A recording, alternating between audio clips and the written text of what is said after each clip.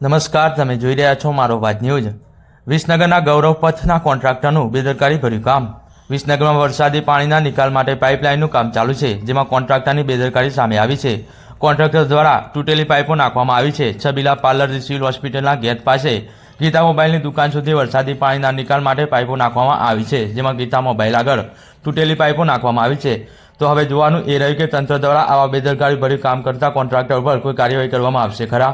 આ તૂટેલી પાઇપો બદલવામાં આવશે ખરા કે પછી માટી નાખીને દબાવી દેવામાં આવશે, તે જોવાનું રહ્યું। અહેવાલ સમીર દિવાન, વિસનગર। કાકા, શું નામ તમારું? મારું નામ છે ઈશ્વરભાઈ પટેલ, વિસનગર વેપારી મહામંડળનો ઉપપ્રમુખ છું। આપણે જે પાઇપ તૂટેલી છે એની શું હકીકત છે? આ જે ગૌરવપથ જે બની રહ્યો છે એ ગૌરવપથની અંદર રાતોરાત જૂની તૂટેલી બધી પાઇપો જ નાખી છે। જે પાઇપના અંગાથી જે જોઈન્ટ થવો જોઈએ એ રિંગ લગાવી જોઈએ, રિંગ પણ લગાવી નથી અને કમ્પ્લીટલી રાતોરાત કચરો માલ નાખ્યો છે। જે આ શહેરની અંદર આગામી 2-5 વર્ષે આ ગટરની બધી ઊંડું ખાડા પડી જશે અને ભૂવા પડશે એવું દહેશત દેખાઈ રહ્યું છે।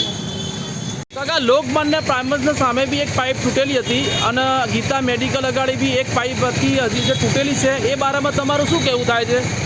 આ પાઇપ ગૌરવપથ જે બની રહ્યો છે એ ગૌરવપથની અંદર તૂટેલી ફૂટેલી બધી જ પાઇપો રાતોરાત ખાડા ખોદી અને તોડી નાખી છે। તોડેલી જ પાઇપો નાખી છે।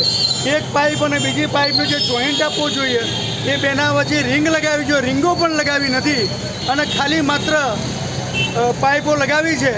આ પાઇપો 2-5 વર્ષે નહીં ટકી શકે અને ઊંડા ભૂવા પડશે એવી દહેશત દેખાઈ રહી છે।